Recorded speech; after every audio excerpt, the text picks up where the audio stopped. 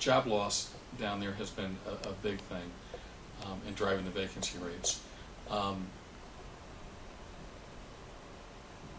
I've seen a cutback in the training that's done for retrofitting military aircraft, which is done down in Pueblo. That was really, really big the last 2 to 3 years, and again in the last 9 months.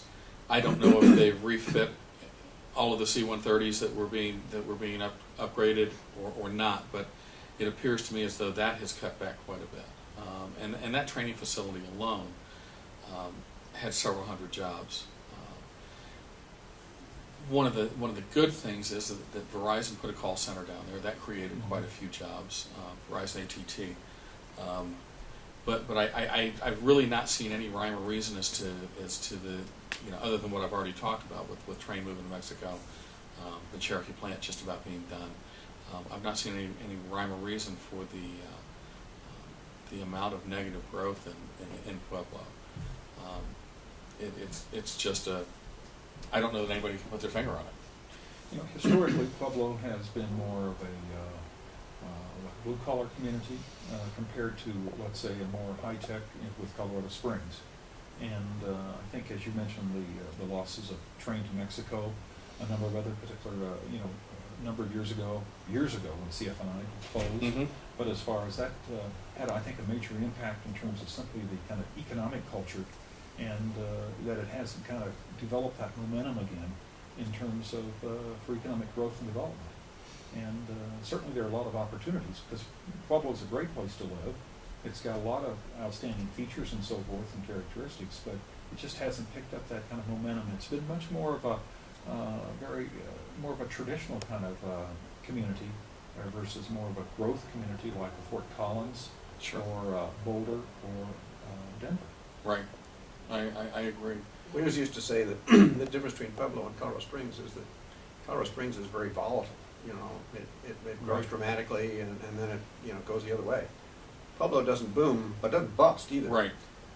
And it always kind of trucks along in a positive direction and does that regularly.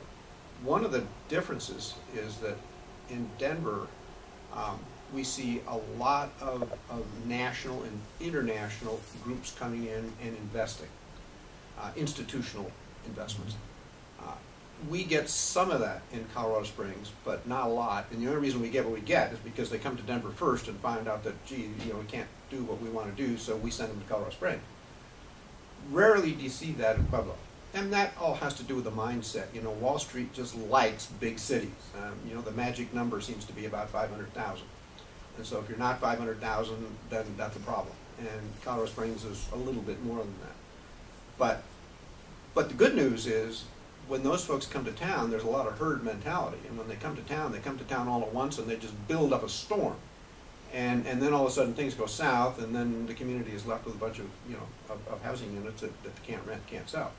You haven't had that problem. No. Colorado Springs doesn't have it now, but has had it in the past. Denver actually is still focusing, or still experiencing some of that as we speak. I mean, they're still building.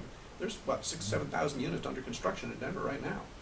And that's one of the reasons that, that the Denver numbers aren't doing, as well as they'd like them to do.